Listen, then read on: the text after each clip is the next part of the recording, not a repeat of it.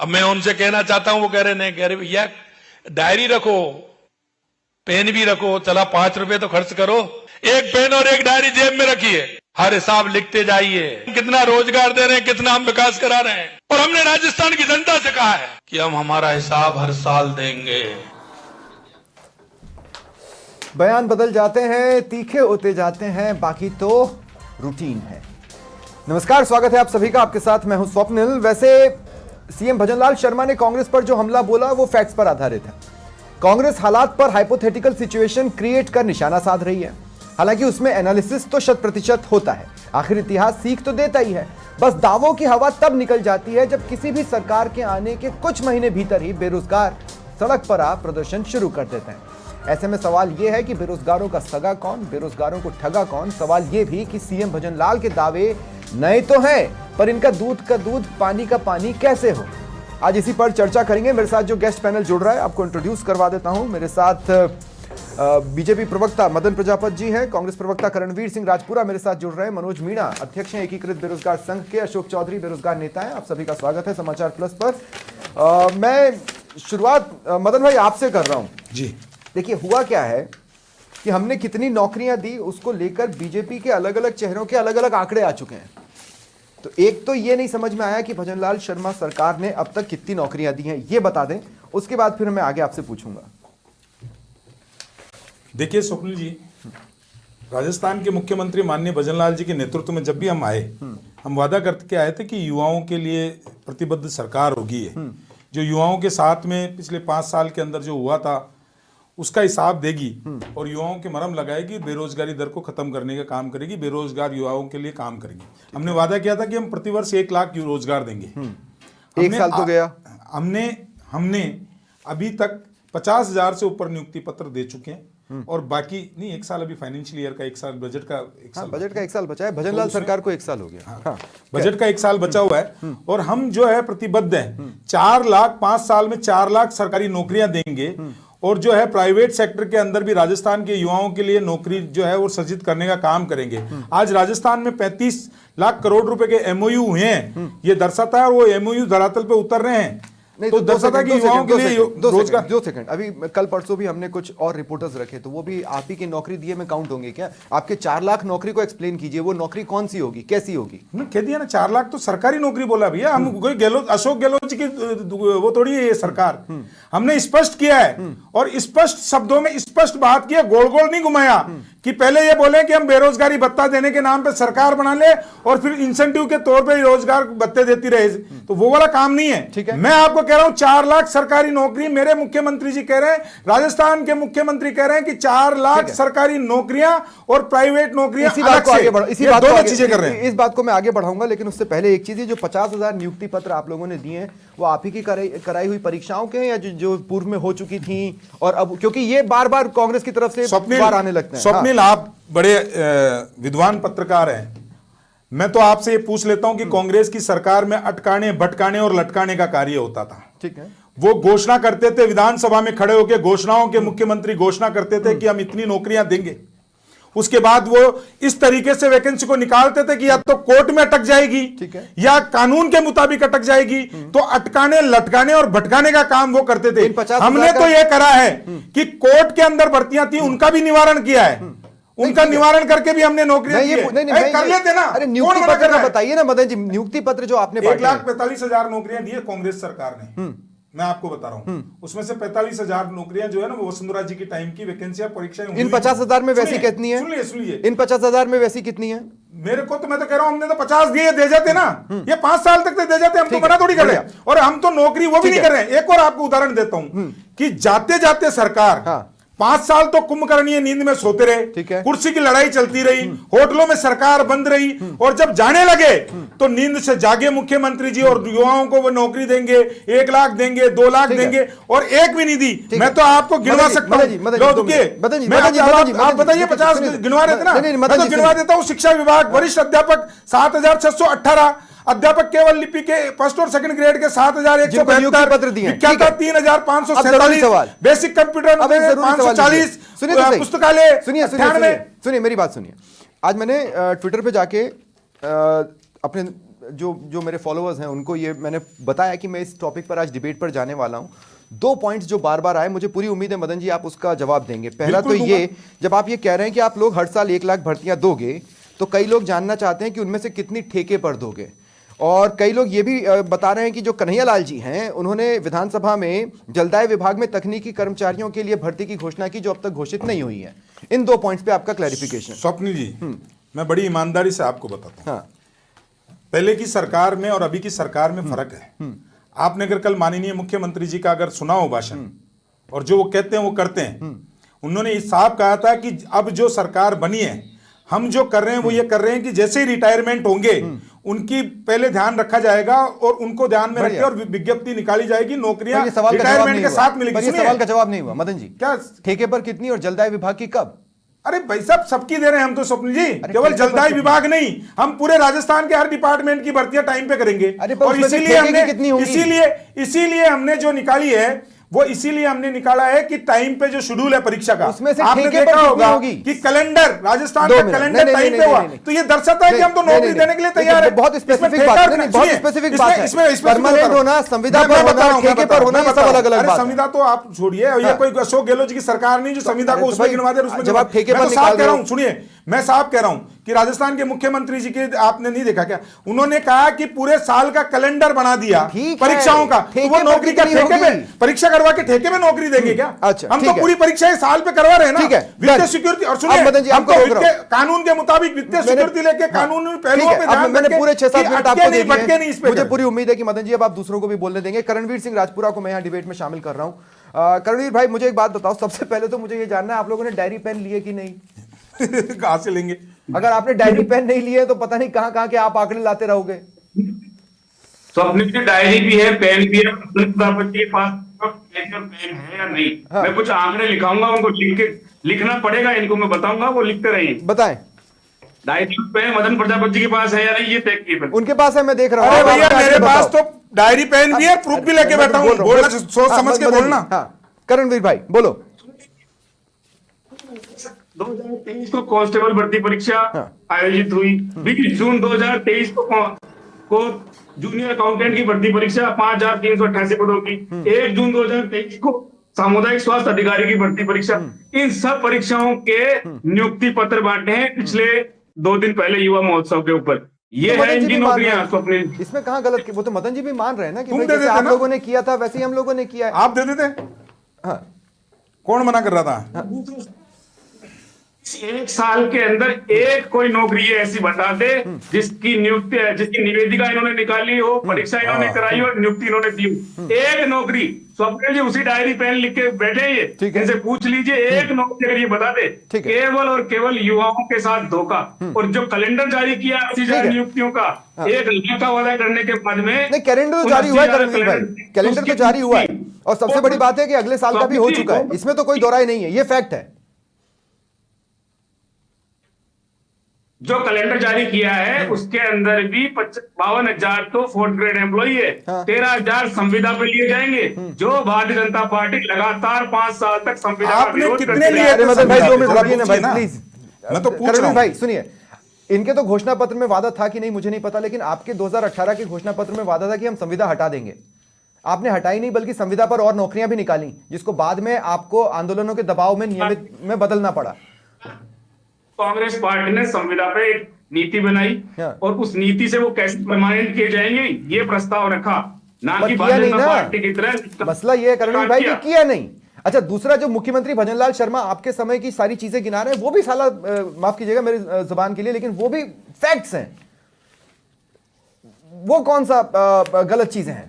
इन्होंने आते ही 5,000 युवा मित्रों घर बिठाया, स्वास्थ्य विभाग, स्वास्थ्य सफाई कर्मचारियों की भर्ती निरस्त कर दी। वो भजनलाल जी वो कैसे कर गए? और जब पेन लेने की बात है तो लिख दीजिए ना, बताइए, हिसाब दीजिए। मैंने तो एक नौकरी पूछी है जिसका इन्होंने निवेदिका निकाली हो, परीक्षा कराई हो, ज्वाइनिंग दी हो, कोई एक बता दे भाई हमने ये करके दिखाया। ठीक है, इसका जवाब लेंगे करणवीर भाई, इसका जवाब लेंगे, इसका जवाब लेंगे। नहीं, मैं इसका जवाब लूंगा मदन भाई आपसे आगे, लेकिन मेरे साथ 2 गेस्ट और हैं और उनको भी मैं बिल्कुल मैं आऊंगा मदन जी, जब आऊंगा तब आप बोलिएगा। मनोज मीणा जी, भजनलाल सरकार 4 लाख नौकरियां देने के लिए तैयार है, जिसमें से उनका ये कहना है कि भाई 50,000 तो हमने इसी वक्त लगभग नियुक्ति पत्र बांट दिए हैं, मतलब 3.5 लाख अभी और नौकरियां निकलनी हैं।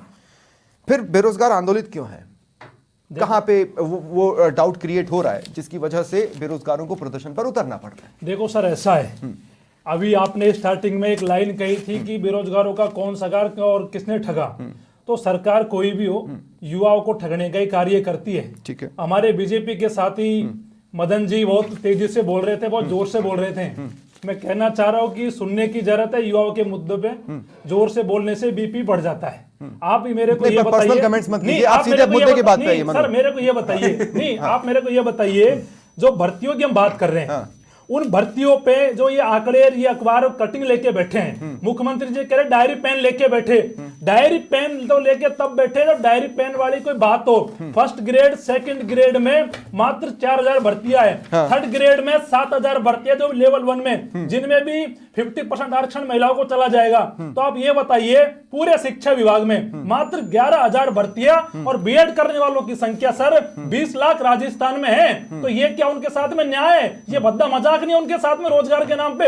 ये कह रहे हमने रोजगार दिया है। रोजगार देने की जरूरत जिस फील्ड में है, वहां तो युवा सड़कों पे धूल फांक रहे हैं, युवा आंदोलनरत हैं, युवा कह रहे साहब ये शिक्षा विभाग में नया परीक्षा कैलेंडर जारी हुआ है, उनमें भर्तियां कब आएंगी? वहां तो साहब मुख्यमंत्री का शिक्षा विभाग में भर्तियों के ऊपर क्यों नहीं बोलती बीजेपी सरकार? क्यों नहीं कहते माननीय मुख्यमंत्री जी कि भर्ती कब निकालेंगे सर? मनोज 2 मिनट। और ये जो नया परीक्षा कैलेंडर जारी हुआ है, जो नया कैलेंडर अगले साल का बता रहे हैं, जिसके बाद वो 2026 का भी बताएंगे, उस पर क्या एनालिसिस है बेरोजगारों का? देखो, इन्होंने कैलेंडर में बड़ी एक भर्ती निकाली है चतुर्थ श्रेणी की, वो हम मानते हैं, उसके लिए सरकार का स्वागत करते हैं, धन्यवाद देते हैं। लेकिन सर उसमें भी एक कमी है। बच्चे लगातार हमसे इस मांग के लिए कह रहे हैं कि जिसमें राजस्थान जीके का वेटेज है, मैथ सर ना के बराबर है, जिसमें बाहरी राज्य के लोग लग जाएंगे। जो बाहरी राज्य के लोग होते हैं सर, उनमें क्या होता है, उनके राज्यों में भर्ती होती है तो वहां क्षेत्रीय भाषा होती है, तो हमारे राज्य के लोग तो वहां पे जाते नहीं है कंपटीशन देने के लिए, लेकिन वो लोग यहाँ पे आएंगे तो हमारे लोगों को रोजगार चला जाएगा। हम मांग कर रहे हैं माननीय मुख्यमंत्री से कम 50% तो राजस्थान जीके का वेटेज होना चाहिए। क्यों नहीं बढ़ा रहे वेटेज? पाठ्यक्रम में संशोधन क्यों नहीं कर रहे? कौन लगेगा सर, मेरे को बताइए। हमारे राज्य के लोग लग जाएंगे तो हमारे लोगों को क्या मिलेगा? कुछ नहीं मिलेगा। हमारे लोग ना शिक्षा विभाग भर्ती है और ना ही ये भर्ती आई है। इनमें इन सारे सवालों का जवाब मदन जी को देना है, लेकिन उससे पहले अशोक चौधरी भी अब डिबेट में है, वो बच गए हैं। अशोक चौधरी, आपका क्या पॉइंट है? स्वपन जी, पेन भी हाथ में है और डायरी भी हाथ में है हमारे। हम ये कहना चाह रहे हैं कि सरकार ने लगभग 82,000 पदों पे अभी भर्ती घोषणा की है। स्वागत योग्य है, हम उसका स्वागत करते हैं, अच्छी बात है, युवाओं को रोजगार देंगे। लेकिन जो अभी मदन जी कह रहे थे कि जो 1 साल इनका निकल चुका है, पुरानी बजट की भर्तियां घोषणा पूरी नहीं हुई, अभी जो जितनी भी जो पत्र बांटे गए, नियुक्ति पत्र, वो सारी पुरानी भर्तियां हैं कांग्रेस सरकार की। नहीं, ऐसा नहीं है। नहीं सर, मैं बता दूंगा आप जवाब दीजिएगा, कोई बात नहीं, आपको मैं मौका दूंगा, है ना। हम आपका स्वागत, जो जब सरकार अच्छा काम करती है उसका धन्यवाद देते हैं सरकार का। ऐसा नहीं हम सरकार का धन्यवाद नहीं दे रहे हैं, हम सरकार को धन्यवाद दे रहे हैं जो भर्तियां निकाली। लेकिन सबसे बात क्या है, फर्स्ट ग्रेड सेकंड ग्रेड की इतिहास की सबसे कम पदों पे भर्ती आई है इतिहास के अंदर। अच्छा, ठीक है। 2024 का पूरा निकल गया, कोई भर्ती नहीं हुई अभी। जो इतिहास के हिसाब से मतलब क्या? आज तक इतनी कभी निकली नहीं, इतनी कम कभी नहीं निकली। संख्या बहुत कम पदों पे, मतलब इतनी संख्या पड़ी है, खाली पद पड़े, लेकिन जो आई है 2200 कुछ पदों पे आई है फर्स्ट ग्रेड सेकंड की। सेकंड ग्रेड में इन्होंने ये कर दिया। थर्ड ग्रेड में जो भी बात आ रही है 7,000 लगभग पदों पे भर्ती आ रही है। मतलब आज तक शिक्षा विभाग में इतनी भर्तियां कम कभी भी नहीं आई है, जो कि बहुत गलत है। हम कह रहे हैं कि पदों की संख्या बढ़ानी चाहिए, डीपीसी समय पर करते। साथ ही साथ 24 में कोई भर्तियां नहीं हुई, 25 का उन्होंने 26 तक कैलेंडर जारी कर दिया। मतलब 24, 25, 26 3 साल का कैलेंडर जारी कर चुकी है बीजेपी सरकार। तो मैं मान रहे कि 3 साल में आगे भर्तियां नहीं होंगी। अगर 26 तक 3 साल का कैलेंडर जारी होगा तो बचा क्या? फिर सरकार के पास 1 साल बची है, फिर आगे चुनाव आ जाएंगे। इंटरेस्टिंग। तो फिर तो 4 साल, फिर तो 4 लाख भर्ती रोजगार कब देंगे? साथ ही साथ जैसे अभी हम एक अभियान चला है कंप्यूटर की भर्ती की बात कर रहे हैं, यही बीजेपी सरकार है। मेरे पास सारे तथ्य हैं, मैं मदन जी को दिखा दूंगा। उस समय जब कांग्रेस सरकार ने जो भर्ती निकाली थी, संविदा पर निकाली थी, हम इसके लिए लड़ाई लड़े थे, गुजरात गए, दिल्ली गए, लखनऊ गए, सब जगह लड़ाई लड़ी। तब बीजेपी के तमाम जो लीडर थे, तमाम लीडर हमारे साथ खड़े, तो उन्होंने कहा था कि भर्ती नियमित आनी चाहिए। और अब ठेके पे निकाल वही बीजेपी सरकार ठेके पे ला रही है। तो ऐसा दोहरी राजकारण क्यों? उस दिन आप साथ नहीं होते। लेकिन 2 सेकंड, इस वाले मसले पर सरकार से मिलने में उतना वक्त तो नहीं लगा अशोक, जैसा पिछली बार गहलोत सरकार के टाइम पर लगा था। मतलब प्रियंका गांधी के दरवाजे तक जाना पड़ा था। मेरे ख्याल से आज या कल में ही आपकी मुलाकात हुई है मुख्यमंत्री से इस इशू पर? नहीं, अब मुख्यमंत्री इशू बात हो गया, हम इस पर समय मांगा है और लगातार हम आज भी हम CMR गए थे, वहां अधिकारियों को लेटर दिया है, उन्होंने कहा कि हम इस फाइल में बात करेंगे और CM साहब तक बात पहुंचाएंगे। साथ ही साथ लेकिन कई मुद्दे हैं ना सरपंच जी, बात वो नहीं है कि ऐसा हो क्यों रहा, जब आपके जब विरोध थे कल तो आज क्यों हुआ? साथ ही साथ छात्रवृत्ति नहीं आ रही बच्चों की, ITI युवाओं के लिए कुछ नहीं है, विशेष शिक्षा के 0 पद आए हैं। ठीक है। हाँ, ये अच्छी बात है कि पेपर लीक प्रकरण जो पेपर लीक रुके उसके लिए हम सरकार को धन्यवाद दे रहे हैं। ठीक है, सरकार अच्छा काम करे उसके लिए धन्यवाद दे रहे हैं, लेकिन युवाओं को अब ये डिबेट ओपन है, अब ये डिबेट ओपन है। मदन जी, बहुत सारे इश्यूज आ गए टेबल पर, बहुत सारे कागज भी आपको कलेक्ट करने पड़े, एक एक करके मैं जवाब देता हूं स्वप्निल आपको। सबसे पहला सवाल तो ये था कि एक भी ऐसी नौकरी जो आपके द्वारा करवाई गई परीक्षा के आधार पर लोगों को दी गई है? हमारी नौकरी में कराई हुई है, और भी मैं लिस्ट लेके दे दूंगा, ठीक है ना। और दूसरा मैं तो ये कह रहा हूं ना कि क्यों नहीं करवा पाई है, क्यों नहीं नियुक्ति पत्र दे पाए? जून, मेरे मित्र कह रहे थे जून 2022 का बता रहे थे, जून 2023 का बता रहे थे, तो 22 की भर्तियां 23 तक जाते जाते दिसंबर तक नहीं दे पाए क्या? क्यों नहीं दे पाए? ये दर्शाता है कि आप देने के लिए युवाओं के लिए नहीं थे, या आप सिर्फ अपने एक परिवार को, रिश्तेदारों को नौकरी देने में 4 साल निकालें। दूसरा, मेरे मित्र जो मीना जी, आप कह रहे थे कि बाहरी लोगों के लिए, मैं तो दिखाता हूं ना, ये कांग्रेस राज में मीना जी कहां गए थे आप? बाहरी खा रहे हैं राजस्थानियों का, पटवारी, BDO सहित 3rd और 4th की नौकरियां तक भी पंजाब, हरियाणा और छत्तीसगढ़ तक ले गए, तक क्यों गए थे? ये तो आप ही कहना। नहीं, आप पॉइंट को मिस्टेकल कर रहे हैं। मनोज 2 सेकंड देखिए, नहीं 2 मिनट मदन जी, मैं तो आपको क्रॉस करूंगा ना। मैं ये बोल रहा हूं, जैसे हरियाणा लोकल के लिए वोकल हुआ, राजस्थान में भी लोकल के लिए वोकल होने की मांग उठी थी, है ना, वो गहलोत राज में उठी थी। लेकिन मैं आपसे ये कह रहा हूं कि अगर आपकी किसी पॉलिसी की वजह से लोकल के लिए वोकल नहीं हुआ जा रहा, और अगर बाहर वाले आकर डाका डाल ले, तो उस पॉलिसी को करेक्ट करेंगे ना। 5 साल तक है और 1 साल में सब चीजें नहीं हो सकती है। तो आप अपनी गति से संतुष्ट हैं? नहीं, हम तो बिल्कुल संतुष्ट हैं। 80,000 पदों पे अगर भर्ती दे दी, मेरे मित्र चौधरी जी कह रहे हैं ना, तो दे दी ना, अटकाना भटकाना लटकाना। अशोक चौधरी ने ये नहीं कहा कि देगी। मैं ये कह रहा हूं कि जो कोर्ट के अंदर लटकी हुई थी, जो सरकार की इच्छा शक्ति नहीं थी, वो भर्तियों को क्लियर कराने का काम भी माननीय मुख्यमंत्री भजनलाल जी की सरकार ने किया ना। आपको किसने मना किया था? कोई पंडित था जो मना किया था? आपकी देने की नहीं थी। सुनिए, आपको मैं सत्यता दिखाता हूं, सुनिए ना, सुनिए पूरी। बिना आरक्षण के 43,000 गेस्ट टीचर की भर्ती निकाली, नियुक्तियां 5 दिन बाद में स्थगित करनी पड़ी। ये रहा रोजगार मेला। बोले CM, सरकारी नौकरियों की सीमा होती है, या अशोक गहलोत, सरकारी नौकरियों की भी सीमा होती है, फिर भी हमने 1.33 लाख नौकरियां दी। पॉइंट बाय पॉइंट चलेंगे, मतलब जी पॉइंट बाय पॉइंट चलेंगे। पहले कांग्रेस का जवाब देने दी। अरे उतना जरूरी नहीं है दादा, कांग्रेस का जवाब देना बेरोजगारों का ज्यादा जरूरी है। चिकित्सा सहित कई विभागों की भर्तियां आचार संहिता में फंसी, आचार संहिता से पहले विभागों में भर्तियां निकाल के बोल रहे हैं। मदन जी, मनोज निकाल के भर्तियां बोल रहे हैं। आपका सुनिए मेरी बात सुनिए, अब मेरी बात सुनिए। मैं एक बहुत सिंपल सी बात ये कह रहा हूं, मदन जी ठीक है, अरे बस 2 मिनट रुक जाइए, 2 मिनट रुक जाइए। मैं सिर्फ एक बात ये कह रहा हूं कि सरकार के जवाब से वो धड़ा संतुष्ट होना चाहिए जिस धड़े की ओर से सवाल उठा। यहाँ बेरोजगारों की ओर से सवाल उठा, बेरोजगारों की ओर से सवाल उठा, मदन जी ने जवाब दिया। मनोज, आप कितना सहमत है उनके जवाब से? मदन जी, आपको रोक रहा हूं, 2 मिनट रुक जाइए। सुन रहा हूं ना मैं, डिबेट में पता चल जाएगा, 2 मिनट में पता चल जाएगा। मनोज, मैं कह रहा हूं मदन जी, जोर से बोलने से बातें नहीं बदलती। आप मैं पॉइंट पर सुनिए, बात सुनिए, बात तो सुनिए। अरे रुकिए ना भाई, कुछ नहीं होने वाला। अब देखो मदन सुनेंगे नहीं, उसको दिखाने से कुछ नहीं होने वाला। अब हमारी बात तो सुनिए, बेरोजगारों की तरफ से बात सुनिए। 2 मिनट रुको मदन जी, आप रुक जाइए। एक बात कही थी सर, इन्होंने सीधे पॉइंट पर आओ मनोज। कांग्रेस के राज में बाहरी राज्य के लोग आए थे, उन्हें नौकरी मिल रही थी। अरे तो मैं कह रहा हूं मान बाबू, आप रोक दीजिए। आप क्यों नहीं रोक रहे? आप सिलेबस में बदलाव करिए। ये सारी 80,000 भर्तियों में, ये सारी 80,000 भर्तियों में मदन जी मेरी बात सुनिए। ये सारी आप बात सुनिए, ये सारी 80,000 भर्तियों में। अरे रुक जाइए भाई, आप बात सुनिए मेरी, जोर से बोलना हमको भी आता है। अरे मनोज, जरा देखिए मनोज, मैं कह रहा हूं अरे मनोज, आप मुझसे बात करो यार, मुझसे बात करो। Point two point, point two point, point two point, point two point, आराम से पॉइंट टू पॉइंट। बाहरी राज्य के जो लोग हैं वो यहाँ अप्लाई करते हैं, और इन्होंने भी इस बात को माना है कि पहले भी बाहरी राज्य के लोग यहाँ पे लगे। उस समय विरोध भी हुआ था। की जो भर्ती है उसमें भी मैं कह रहा हूँ बड़ी संख्या में बाहरी राज्य के लोग लगेंगे, हमारे लोग यहाँ पर नहीं लग पाएंगे। तो आप यहाँ पे एक कोटा फिक्स करिए, सिलेबस में बदलाव करिए। ठीक है राजस्थान, मनोज, 2 मिनट मनोज रुकना है। ठीक है मनोज रुक जाओ, मनोज पॉइंट आ गया। मदन भाई मैं आऊंगा आपके पास, उससे पहले अशोक चौधरी, आपके भी सवालों का जवाब देने की कोशिश मदन जी ने की है। कोशिश नहीं की, मैंने दिए हैं। चलिए बहुत बढ़िया, आपने बहुत अच्छे जवाब दे दिए। अब आप नंबर दीजिए उस जवाब को। चौधरी जी के जो सवाल है, मैं इतना सा बता दूं, चौधरी जी ने जो सवाल किए वो बिल्कुल मैं तो उसका स्वागत करता हूं, पूरा बता दिया मैंने। तो कंप्लीट कर लेकिन लेते हैं, मैं पूछ लेते हैं मीणा जी की जवाब। एक चीज का बात बताना चाहता हूं, थोड़ा सा मेरे को आश्चर्य हो रहा है। मीणा जी, आज एक साल में जब 81,000 नौकरियों की भर्ती हो गई है, हमने जो बोला आज 110 पेपर हुए, एक भी पेपर चोरी नहीं हुआ और एक भी पेपर नीलाम नहीं हुआ है, आज ये सरकार की उपलब्धि नहीं है तो क्या है? नहीं, आप नहीं, सरकार नहीं, की नहीं, अब मैं आपको एक बात बताऊं मदन भाई, देखो, दो मिनट, मदन दो जी, मिनट,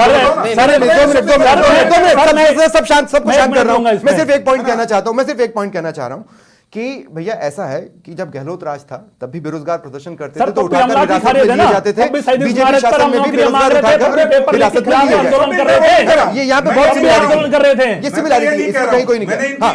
लेकिन अशोक चौधरी जी, अशोक चौधरी, मदन जी, दो मिनट, अरे लास्ट में आपको, हाँ अशोक चौधरी। चलो मैं मदन जी से 2-3 सवाल पूछ लेता हूँ, सीधा सीधा मदन जी, सीधा सीधा आप जवाब दे देना। क्या first grade, second grade, third grade में पदों की संख्या बढ़ाएगी सरकार इस भर्ती के अंदर? मदन जी देखिए सीधा अशोक जी, सवाल। आपको जो बात है, मैं तो कल भी मुख्यमंत्री जी ने कहा है कि भैया इतने पद खाली थे, और ये इतने पद खाली जो आज बता रहे हो, ये कोई एक साल में तो हुए नहीं। आप तो बढ़ाएगी, मैं बता रहा हूं ना, मैं आपके साथ, मैं कह रहा हूं ना, आप अशोक जी, मैं सुनिए तो सही जवाब, आप तो बड़े देने वाले आदमी, सुनिए ना। मैं नहीं ये कह दादा, रहा आप हूं सीधे बताओ ना कि बढ़ाएगी या नहीं बढ़ाएगी। बिल्कुल बढ़ाएगी। बताओ ना। ये होने राजस्थान की जरूरत सवाल है, ये हुआ। सुनिए, सुनो, मैं एक मिनट, मेरी बात पूरी हो जाने दो, ऐसे वर्ड टू वर्ड मत लो। राजस्थान के युवाओं के लिए जो भी जरूरी होगा वो राजस्थान ठीक के है सर। मुख्यमंत्री एक दो- करेंगे। दो सवाल हमारा के- मैनिफेस्टो में अब लिखा एक हुआ साथ, है, अशोक, एक हम साथ। अपने मैनिफेस्टो ठीक है, को एक साथ। जो है पवित्र एक साथ दोनों ग्रंथ सवाल। मानते हैं, झूठा अब प्रचार या सवाल तो भोजन सुनो, की राजनीति मदन भाई, के लिए। सवाल सुनो। चलो मदन जी, अच्छी बात आपने कहा है। अब मैं एक साथ दोनों सवाल। एक साथ 2 सवाल पूछ रहा हूं। हाँ। क्या विशेष शिक्षा की भर्ती आएगी? हाँ। साथ ही साथ जो हाँ। अभी L2 वाले मुद्दा चल रहा है जिसमें शेडो पोस्ट के, क्योंकि लगभग 2-2.5 हजार ठीक है। बच्चों बाहर होने वाला है, क्या सरकार उनको शेडो पोस्ट जारी करेगी? देखिए, मदन जी, साथ ही साथ क्या- देखिए, अशोक, साथ ही एक सवाल और है, जवाब लेने दीजिए, पहले- एक सवाल और है। क्या वेटेज जो चतुर्थ श्रेणी कर्मचारी जो वेटेज है, जीके का वेटेज जो अभ्यर्थी मांग कर रहे हैं 50% करने वो का, सवाल मनोज ने क्या- भी उठाया है, टैकल कर रहे हैं क्या मदन। ये- मदन, क्या ये भी देखिए, 30 सवाल आप जवाब दे दीजिए। मदन प्रजापति देखिए, जवाब आप देंगे। माननीय हाँ। मुख्यमंत्री जी तक बात पहुंचाइए। हाँ। निश्चित रूप से आपकी अगर कोई भी वाजिब मांग है तो हम राजस्थान के मुख्यमंत्री माननीय भजनलाल जी उस पर संज्ञान लेंगे। ठीक है। एक चीज का ठीक है। जवाब। दूसरा, आपने बोला कि L2 से बाहर हो जाएंगे, ये हो जाएंगे, ये एक प्रक्रिया है और ये जिस भी तरीके से कानून के मुताबिक होगी और उसके मुताबिक होगा वो कार्रवाई होगी, उसमें किसी का नुकसान नहीं, नहीं पर होने अगर दिया किसी के जाएगा। साथ नाइंसाफी हो रही होगी तो नहीं, संशोधन प्रस्ताव इस क्या पर क्या लाने पड़ेंगे ना, शेडो उसके पोस्ट बाद पहले से चलेगा कहीं चीज़। सर संशोधन की 18 बात में हुई, होगी। 21 में भी हुई है, ठीक है। 18 में भी हुई, 21 में हुई, शेडो पोस्ट जारी हुई है। रुकिए मेरी बात, अगर उसके अंदर कहीं रणवीर भी भाई, कोई मैं आ रहा हूं बदलाव आपके पास की अगली उम्मीद बार। होगी तो जरूर कहेंगे। मैं आपको फिर कहता हूं अशोक जी हाँ। कि राजस्थान के युवाओं के लिए जो भी जरूरी होगा, ठीक है, और राजस्थान के युवाओं के लिए मनोज ने हाथ उठाया जो था। भी जरूरी होगा, फिर हाँ, जोर से कह रहा हूं ठीक है, मैं, हाँ, वो ठीक है, राजस्थान मतलब, के ठीक है। मुख्यमंत्री माननीय भजनलाल जी ठीक है, करेंगे। हमारे ठीक है। लिए पूरे ठीक है। 7.5 करोड़ राजस्थान ठीक की है। जनता और राजस्थान का प्रत्येक युवा मदन जी, आपको परिवार का रुकना होगा। सदस्य है। मनोज, 5 शॉर्ट में रुपए बोलिएगा। IAS बन जाए, हाँ, ये हमारे लिए बस नहीं बस है। 2 मिनट। लेकिन मनोज सर शॉर्ट मैं में, सर शॉर्ट मैं में। बहुत शॉर्ट में कह रहा हूं। हाँ। अभी मदन जी कह रहे हैं कि आप माननीय मुख्यमंत्री तक बात पहुंचाइए। हाँ। 1 साल हो गए, बात पहुंचाते पहुंचाते 5 लोग थाने में डाल दिए, 5 लोग गिरफ्तार एक कर साल में दिया। कर माननीय दिया। 5 मुख्यमंत्री साल मिलने में को कर तैयार नहीं हो दिया। रहे। माननीय अशोक गहलोत जी रोज मुख्यमंत्री मिले थे आपसे। हमसे मिले तो सही। अशोक गहलोत जी रोज मिले थे। मिलना नहीं चाहते। अशोक गहलोत जी रोज मिले थे। अब देखो, अब बात का सुनिए ना, अब बात का सुनना नहीं चाह रहे। आपने कहा कि आप बात क्यों नहीं पहुंचा अरे रहे? भाई, लड़ना नहीं है। मेरी डिबेट इस तरीके से नहीं चलेंगी। मैं पहले कह रहा हूं, मेरी डिबेट इस तरीके से नहीं चलेंगी। मैं डिबेट यहीं क्लोज कर दूं। हमें 1 साल हो गई, लेकिन बात हमारी पहुंचती क्यों नहीं है? ठीक माननीय है, मुख्यमंत्री जब done। मेरा ये बताइए, आ गई मनोज, क्यों आपकी नहीं बात भी आ पहुंची, गई। अब करणवीर भाई देखिए क्या है, आपको भी इस बात को समझना पड़ेगा। जब आपके शासनकाल का मैं एनालिसिस करता हूं ना, तो आपके शासनकाल में जब बेरोजगारों को यहां नहीं सुना गया तो वो दिल्ली में जाकर किसान आंदोलन में बैठे। जब आपके शासनकाल में बेरोजगारों को यहां नहीं सुना गया तो वो लखनऊ गए प्रियंका गांधी से मिलने के लिए, क्योंकि उन्हें ये उम्मीद थी कि प्रियंका गांधी फोन करेंगी तो अशोक गहलोत सुन लेंगे। ये दाग लेकर आपको चलना है, समझ रहे हैं? अनिल जी, किसने कहा कांग्रेस के राज में बेरोजगारी की? नहीं, कांग्रेस के राज में मैं बेरोजगारी बता रहा हूं भत्ता आपको, दिया गया, युवाओं अरे मैं बता रहा हूं बेरोजगारी आपको। थी। मदन भाई, मदन भाई, जब 32% ये बेरोजगारी थी। बहुत गलत बात है मदन भाई, सिंसियर बहुत गलत अभी है। आप हाँ। सवाल हाँ, करणवीर जी, आप तो मुझसे बात करो। करणवीर भाई, मुझसे बात करो आप। हाँ, मैं आपसे क्या कह रहा हूँ, बिल्कुल सही बात है। सुनिए करणवीर भाई, ऐसा है कि आपके समय में बेरोजगार दिल्ली में जाकर बैठे थे या नहीं बैठे थे? अगर यहां पर सुनी जाती तो वहां जाकर क्यों बैठते? स्वप्निल जी, बेरोजगार तो आज भी धरने पे बैठे हैं। ये किसने कहा बेरोजगारों की मांगे अरे पूर्ण हो पर गई? प्रदेश और में कोई- बैठे हैं ना, कोई अभी गल- उन्होंने जाकर दिल्ली में जाकर संसद के बाहर प्रदर्शन करने की नौबत तो नहीं आई ना? कांग्रेस पार्टी ने उस मामले में एक्शन लिया और वो उसमें तो है सरकार ने त्वरित कार्रवाई की, पर जिस तरह से भारतीय जनता पार्टी लगातार युवाओं को 1 साल से विज्ञापन के नाम पर भ्रमित मायाजाल बुनकर लगातार ठगने का प्रयास कर रही है। देखने वाली बात यह है कि मेरा अंतिम सवाल है मदन जी, क्या आप बेरोजगारों को डरा रहे हैं? करणवीर सिंह राजपुरा कांग्रेस ये कह रही बेरोजगारों को डरा रहे हैं, मनोज मीणा का ये कहना है कि सवाल पूछने पर गिरफ्तारी हो जाए, डरा रहे हैं क्या? सर मैं इतना कहूंगा, आप मेरी बात का जवाब ले लीजिए मदन जी, मेरी बात सुनिए आप मेरे सवाल को जवाब चाहिए सर मेरे को, मेरा एक सवाल है, रिपीट मोड नहीं मदन भाई, रिपीट मोड नहीं, एक ही बात बार बार नहीं, मैं ये कह रहा हूं मदन जी, सवाल तो ले ले तब तो आप जवाब दूंगा। पहले स्वप्निल का जवाब दूंगा या तो आप एंकर पर नहीं नहीं 2 मिनट मेरा सीधा सा सवाल है, क्या आप बेरोजगारों को डरा रहे हैं? मैं बोल रहा हूँ, क्या 13,500 नियुक्ति पत्र देना डराना है? क्या 2 साल का कैलेंडर जारी करना डराना है? क्या 81,000 युवाओं को रोजगार देना डराना है? अगर इसको डराना कह रही है कांग्रेस, 2 मिनट तो अपने कान खोल घुमाने वाला। ठीक है, अब मेरी बात सुनिए, नहीं 2 मिनट, अब मैं आप सबको 15 सेकंड दे रहा हूँ, उसके बाद मैं डिबेट मनोज 15 सेकंड। सर मेरा ये सवाल है, मदन जी ये बता दे कि मैं 4 दिन पहले गणेश जी के मंदिर में दर्शन करने जा रहा था, दंडवत देने जा रहा था, क्यों इनकी सरकार ने मेरे को रोका?